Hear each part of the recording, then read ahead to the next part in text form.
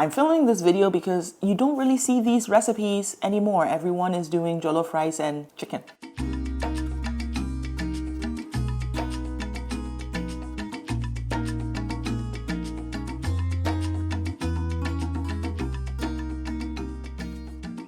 Hello beautiful people, welcome back to my channel. My name is Ifya and I am the food blogger behind Eats with Ifya. I know it's been a bit of a break, but I am here and I am back with some exciting recipes. Today we are diving all into the Christmas traditions. I have a traditional Asante Christmas dish called atidria and Bayre ampisi. Atidria is a type of red cowpea. It's cooked in a delicious savory palm oil tomato based stew and it's served with boiled yam, which is the Bayre ampisi. I'm so excited to share this recipe with you along with some Christmas traditions and some of the things that I've learned from my parents. So let's get to cooking.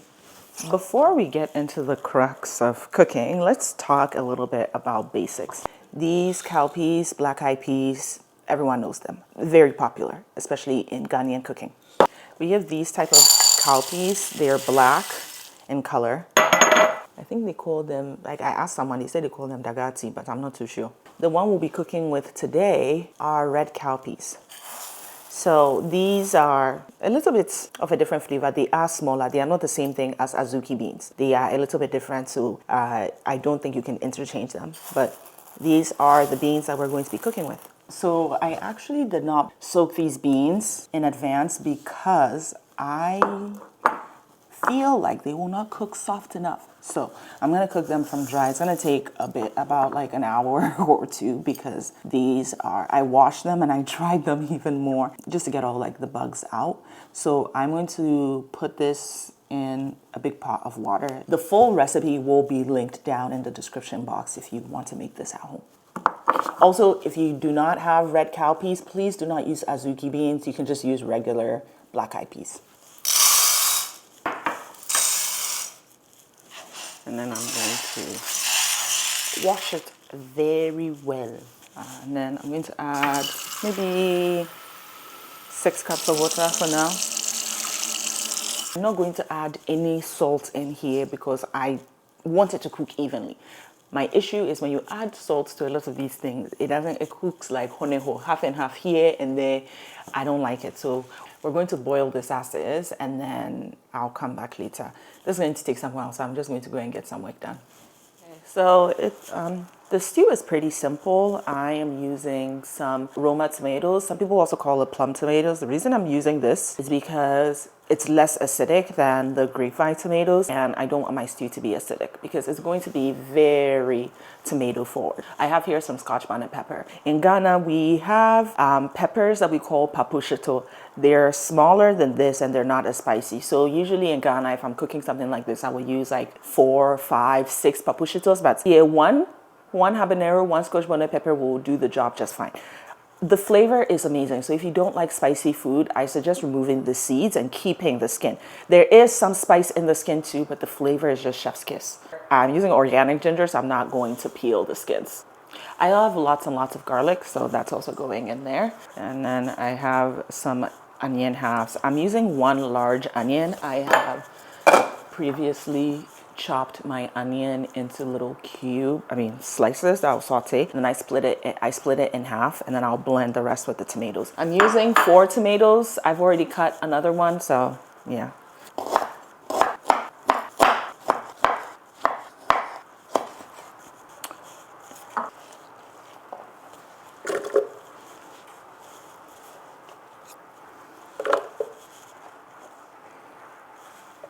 Okay, and the blender, it goes. We're about to start cooking. Let's set up my gas stove. Palm oil. I got these clay pots from Ghana, if anyone is wondering. I will leave the vendors that I get my clay pots from in the caption below because I know a lot of people are actually interested. I'll let this saute in there till the onions get soft. The thing with these clay pots is that as I'm still just starting to use them, they're gonna absorb so much oil. So I added a ton of oil, not because I wanted a lot of oil on my food, but I also had to account for the absorbability of the clay pots. Traditionally, they add momone. A lot of Ghanaian red bean stew, red oil, you get the vibe. They add momone, which is a salted fermented fish. I don't eat fish, so my get around with it is to use my savory spice blend. So it has predominantly fermented locust beans or dawa dawa. I'm just going to add some more dawa dawa in there just to add some more oomph. And those the tomatoes. Okay, I'm now starting to worry if my beans will go in the pot, but we'll see what we can do about it. Okay, I will cover this and allow it to simmer. While we are waiting, let me introduce you to a spice that people don't talk about as much. It's like a scent leaf. I don't know. It's like dried scent leaves. It's called a tija. I don't know what else, but you can use bay leaves or you can just omit this.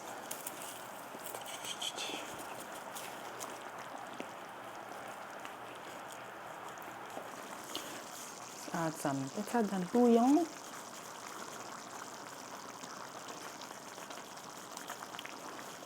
Okay. A little bit of history. My parents grew up in a village in Ghana, so in the Ashanti region, and on Christmas Day or Christmas Boxing Day, they would cook this as like the main meal for the day before they cook the fufu for the evening time. So it's basically a bean stew recipe. The beans actually are harvested in November. So my great grandmother will harvest his in November, dry it, and then when it's time for the Christmas time, they will make this stew.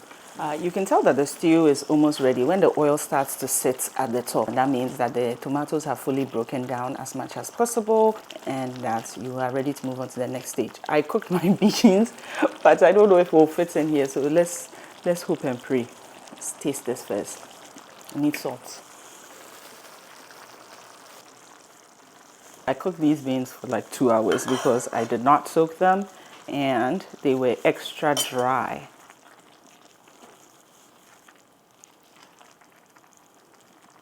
Ah, doesn't this look delectable, people?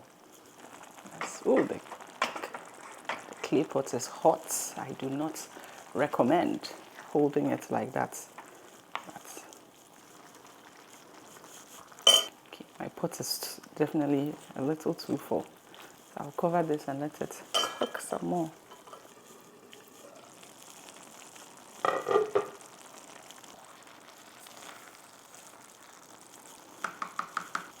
Our beans is ready, so we'll move on to the bayre and pasty part.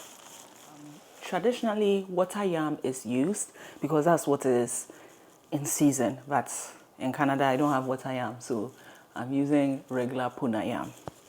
Experts will cut it in various different ways, but I'm not an expert. I'm just someone who wants to eat quickly. So I'm just cutting everything in round circles. You could technically use a potato peeler for yam, but we are not going to do that. I will, off camera, just chop everything and freeze it.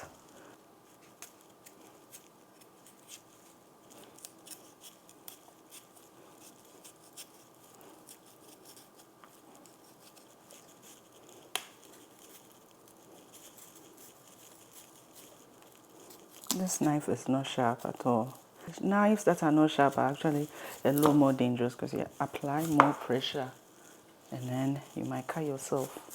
So we'll do it this way and call it a day.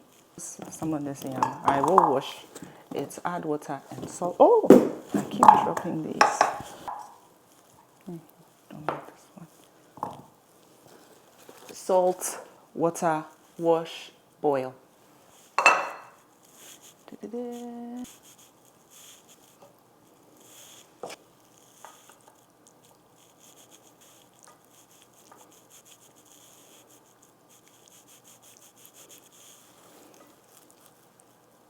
Doesn't that look nice?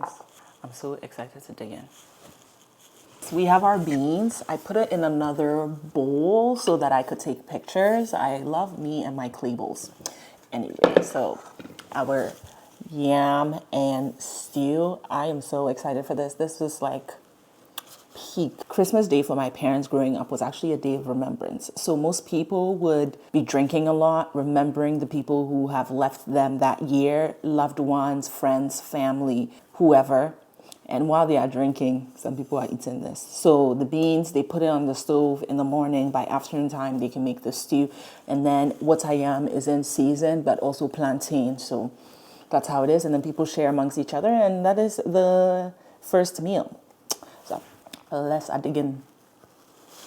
So if you're looking for instructions and all of that jazz that pertains to this recipe, please check my blog post. I've linked it below.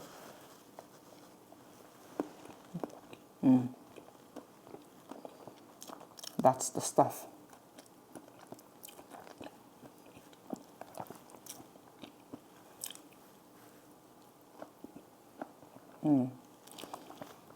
This is so good, so good. And I will see you in my next video. Make sure to subscribe and like.